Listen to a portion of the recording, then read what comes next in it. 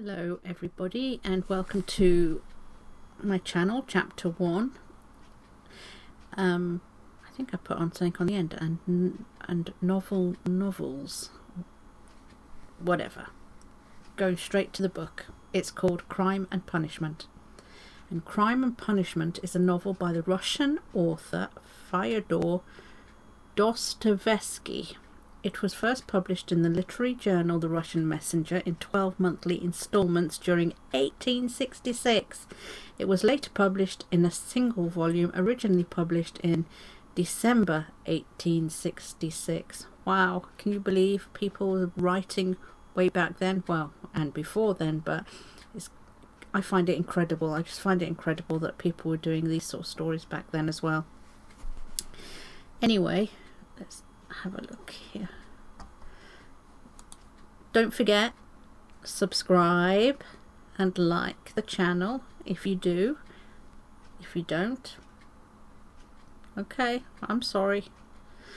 So let's get to it. Chapter 1. On an exceptionally hot evening early in July, a young man came out of the garret in which he lodged in S Place and walked slowly as though in hesitation towards Cambridge. He had successfully avoided meeting his landlady on the staircase. His garret was under the roof of a high 5-storied house and was more like a cupboard than a room. The landlady, who provided him with garrets, dinners and attendance, lived on the floor below, and every time he went out he was obliged to pass her kitchen, the door of which invariably stood open. And each time he passed, the young man had a sick, frightened feeling, which made him scowl and feel ashamed. He was hopelessly in debt to his landlady, and was afraid of meeting her. This was not because he was cowardly and abject, quite the contrary, but for some time past he had been in an overstrained, irritable condition, verging on hypochondria. He had become so completely absorbed in himself and isolated from his fellows that he dreaded meeting not only his landlady, but anyone at all. He was crushed by poverty, but the anxieties of his position had of late ceased to weigh upon him. He had given up attending to matters of practical importance. He had lost all desire to do so. Nothing that any landlady could do had a real terror for him. But to be stopped on the stairs, to be forced to listen to her trivial, irrelevant gossip, to pestering demands for payment, threats and complaints, and to rack his brains for excuses, to prevaricate, to lie, no. Rather than that, he would creep down the stairs like a cat and slip unseen. This evening, however, on coming out into the street, he became acutely aware of his fears. I want to attempt a thing like that, and am frightened by these trifles, he thought, with an odd smile. Yes, all is in a man's hands, and he let it all slip from cowardice. That's an axiom. It will be interesting to know what it is men are most afraid of. Taking a new step, uttering a new word, is what they fear most. But I am talking too much. It's because I chatter that I do nothing, or perhaps it is that I chatter because I do nothing. I've learned to chatter this last month, lying for days together in my den thinking of Jack the Giant Killer. Why am I going there now? Am I capable of that? Is that serious? It is not serious at all. It's simply a fantasy to amuse myself. A plaything. Maybe it is a plaything. The heat in the street was terrible, and the airlessness, the bustle, and the plaster, scaffolding, bricks, and dust all about him, and that special Petersberg stench, so familiar to all who are unable to get out of town in summer, all worked painfully upon the young man's already overwrought nerves. The insufferable stench from the pothouses, which are particularly numerous in that part of the town, and the drunken men whom he met continually, although it was a working day, completed the revolting misery of the picture. An expression of the profoundest disgust gleamed for a moment in the young man's refined face. He was by the day exceptionally handsome, above the average in height, slim, well built, with beautiful dark eyes and dark brown hair. Soon he sank into deep thought. or more accurately speaking, into a complete blankness of mind. He walked along, not observing what was about him and not caring to observe it. From time to time he would mutter something, from the habit of talking to himself, to which he had just confessed. At these moments he would become conscious that his ideas were sometimes in a tangle, that he was very weak. For 2 days he had scarcely tasted food. He was so badly dressed that even a man accustomed to shabbiness would have been ashamed to be seen in the street in such rags. In that quarter of the town, however, scarcely any shortcoming in dress would have created surprise. Owing to the proximity of the Haymarket, the number of establishments of bad character, the preponderance of the trading and working class population crowded in these streets and alleys in the heart of Petersburg. Types so various were to be seen in the streets that no figure, however queer, would have been caused surprise. But there was such accumulated bitterness and contempt in the young man's heart that, in spite of all the fastidiousness of youth, he minded his rags, least of all in the street. It was a different matter when he met with acquaintances or with former fellow students, whom indeed he disliked meeting at any time, and yet when a drunken man who, for some unknown reason, was being taken somewhere in a huge wagon dragged by a heavy dray horse, suddenly shouted at him as he drove past, "Hey there, German hater," bawling at the top of his voice and pointing at him. The young man stopped suddenly and clutched tremulously at his hat. It was a tall round hat from Zimmermann's, but completely worn out, rusty with age, all worn and bespattered, brimless and bent on one side, in a most unseemly fashion. Not shame, however, but quite another feeling akin to terror had overtaken him. "I knew it," he muttered in confusion. "I thought so. That's the worst of all. Why, a stupid thing like this, the most trivial detail might spoil the whole plan. Yes, my hat is too noticeable. It looks absurd, and that makes it noticeable. With my rags I ought to wear a cap, any sort of old pancake, but not this grotesque thing.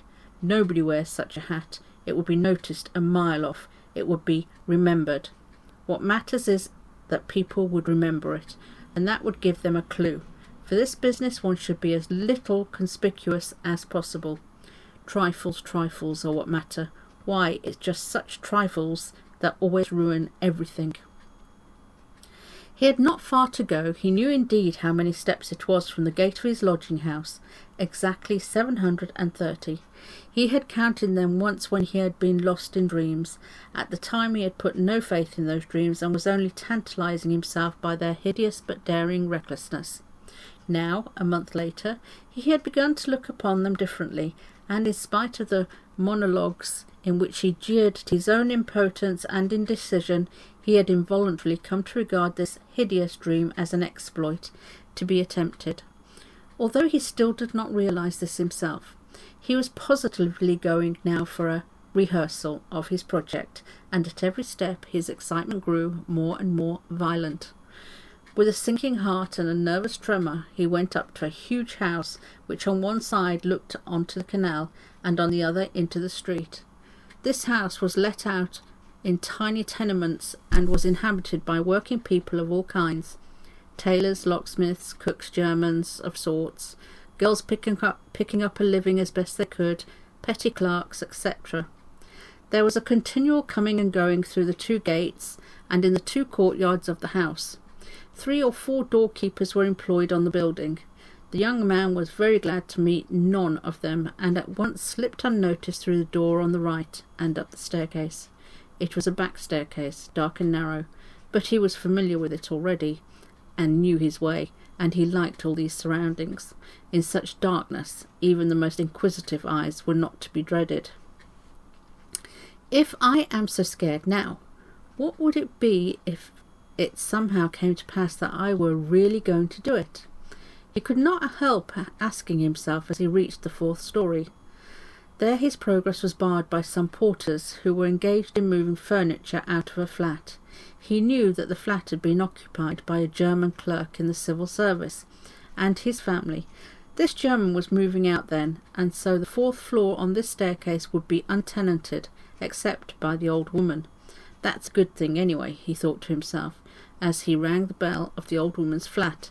The bell gave a faint tinkle as though it were made of tin and not of copper. The little flats in such houses always have bells that ring like that. He had forgotten the note of that bell, and now its peculiar tinkle seemed to remind him of something and to bring it clearly before him. He started. His nerves were terribly overstrained by now. In a little while the door was opened, a tiny crack. The old woman eyed her visitor with evident distrust through the crack, and nothing can be seen but her little eyes, glittering in the darkness. But, seeing a number of people on the landing, she grew bolder and opened the door wide. The young man stepped into the dark entry, which was partitioned off from the tiny kitchen. The old woman stood facing him in silence and looking inquiringly at him. She was a diminutive, withered-up old woman of 60, with sharp malignant eyes and a sharp little nose. Her colourless, somewhat grizzled hair was thickly smeared with oil, and she wore no kerchief over it.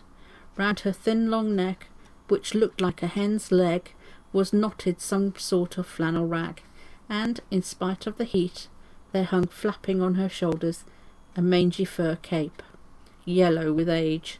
The old woman coughed and groaned at every instant. The young man must have looked at her with a rather peculiar expression, for a gleam of mistrust came into her eyes again. "Raskolnikov, a student. I came here a month ago."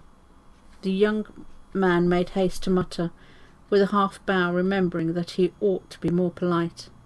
"I remember, my good sir. I remember quite well your coming here," the old woman said distinctly, still keeping her inquiring eyes on his face. "And here I am again on the same errand," Raskolnikov continued, a little disconcerted and surprised at the old woman's mistrust. "Perhaps she is always like that, though. Only I did not notice it the other time," he thought with an uneasy feeling. The old woman paused, as though hesitating, then stepped on one side, and pointing to the door of the room, she said, letting her visitor pass in front of her, "Step in, my good sir." The little room in which the young man walked, with yellow paper on the walls, geraniums and muslin curtains in the windows, was brightly lighted up at that moment by the setting sun.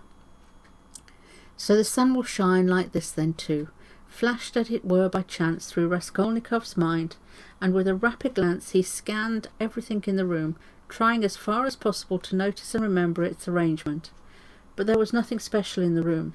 The furniture, all very old and of a yellow wood, consisted of a sofa with a huge bent wooden back, an oval table in front of the sofa, a dressing table with a looking-glass fixed on it between the windows, chairs along the walls, and 2 or 3 halfpenny prints in yellow frames, representing German damsels with birds in their hands.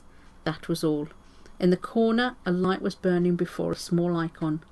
Everything was very clean, the floor and the furniture very brightly polished. Everything shone. "Lizaveta's work," thought the young man. There was not a speck of dust to be seen in the whole flat. "It's in the house of spiteful old windows that one finds such cleanliness," Raskolnikov thought again, and he stole a curious glance at the cotton curtain over the door leading into another tiny room, in which stood the old woman's bed and chest of drawers, and into which he had never looked before. These 2 rooms made up the whole flat. "What do you want?" the old woman said severely, coming into the room and, as before, standing in front of him so as to look him straight in the face. "I've brought something to pawn here," and he drew out of his pocket an old-fashioned flat silver watch, on the back of which was engraved a globe. The chain was of steel. "But the time is up for your last pledge. The month was up the day before yesterday."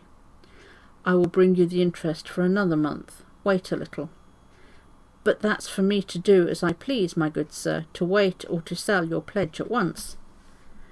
"How much will you give me for the watch, Alyona Ivanovna?" "You come with such trifles, my good sir.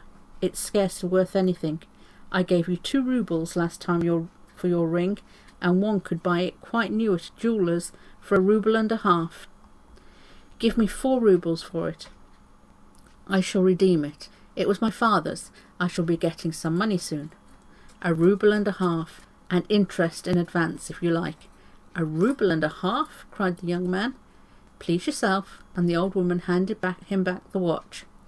The young man took it, and was so angry that he was on the point of going away, but checked himself at once, remembering that there was nowhere else he could go, and that he had another object also in coming. "Hand it over," he said roughly. The old woman fumbled in her pocket for her keys and disappeared behind the curtain into the other room. The young man, left standing alone in the middle of the room, listened inquisitively, thinking. He could hear her unlocking the chest of drawers. It must be the top drawer, he reflected. So she carries the keys in a pocket on the right, all in one bunch on a steel ring, and there's one key there, 3 times as big as all the others, with deep notches. That can't be the key of the chest of drawers. Then there must be some other chest or strong box. That's worth knowing. Strong boxes always have keys like that. But now degrading it all is. The old woman came back. "Here, sir, as we say, 10 kopecks, the rouble a month. So I must take 15 kopecks from a rouble and a half for the month in advance. But for the 2 roubles I lent you before, you owe me now 20 kopecks on the same reckoning in advance. That makes 35 kopecks altogether. So I must give you a rouble and 15 kopecks for the watch. Here it is." "What? Only a rouble and 15 kopecks now?" "Just so."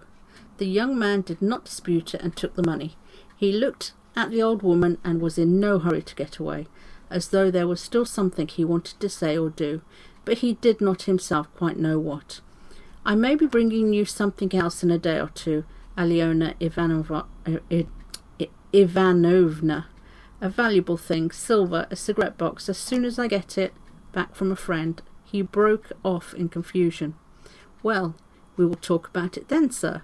Goodbye." "Are you always at home alone? Your sister is not here with you?" he asked her as casually as possible as he went out into the passage. "What business is she of yours, my good sir?" "Oh, nothing particular. I simply asked." "You are too quick. Good day, Alyona Ivanova." Raskolnikov went out into complete confusion. This confusion became more and more intense as he went down the stairs. He even stopped short 2 or 3 times, as though suddenly struck by some thought. When he was in the street he cried out, "Oh God, how loathsome it all is! And can I possibly? No, it's nonsense, it's rubbish," he added resolutely. "And how could such an atrocious thing come into my head? What filthy things my heart is capable of. Yes, filthy above all, disgusting, loathsome, and for a whole month I've been—" But no words, no exclamations could express his agitation. The feeling of intense repulsion, which had begun to oppress and torture his heart while he was on his way to the old woman, had by now reached such a pitch, he had taken such a definite form, that he did not know what to do with himself to escape from his wretchedness. He walked along the pavement like a drunken man, regardless of the passers-by and jostling against them, and only came to his senses when he was in the next street. Looking round, he noticed that he was standing close to a tavern, which was entered by steps leading from the pavement to the basement. At that instant 2 drunken men came out of the door, and abusing and supporting one another, they mounted the steps. Without stopping to think, Raskolnikov went down the steps at once.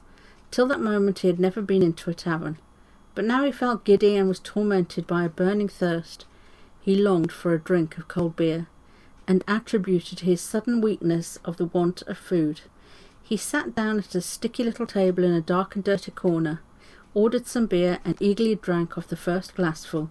At once he felt easier, and his thoughts became clear. "All that nonsense," he said hopefully, "and there is nothing in it all to worry about. It's simply physical derangement. Just a glass of beer, a piece of dry bread, and in one moment the brain is stronger, the mind is clearer, and the will is firm. Phew, how utterly petty it all is." But in spite of this scornful reflection, he was by now looking cheerful, as thought he was suddenly set free from a terrible burden, and he gazed round in a friendly way at the people in the room. But even at that moment he had a dim foreboding that this happier frame of mind was also not normal. There were few people at the time in the tavern. Besides the 2 drunken men he had met on the steps, a group consisting of about 5 men and a girl with a concertina had gone out at the same time. Their departure left the room quiet and rather empty. The persons still in the tavern were a man who appeared to be an artisan, drunk but not extremely so, sitting before a pot of beer, and his companion, a huge stout man with a grey beard, in a short full-skirted coat. He was very drunk, and had dropped to sleep on the bench. Every now and then he began, as though in his sleep, cracking his fingers, with his arms wide apart and the upper part of his body bounding about on the bench, while he hummed some meaningless refrain, trying to recall some such lines as these: "His wife a year he fondly loved, his wife a year he fondly loved," or suddenly waking up again, walking along the crowded row, he met the one he used to know. But no one shared his enjoyment. His silent companion looked with positive hostility and mistrust at all manifestations. There was another man in the room who looked somewhat like a retired government clerk.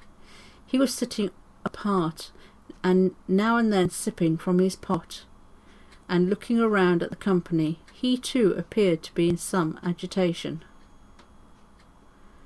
And that was the conclusion of chapter 1.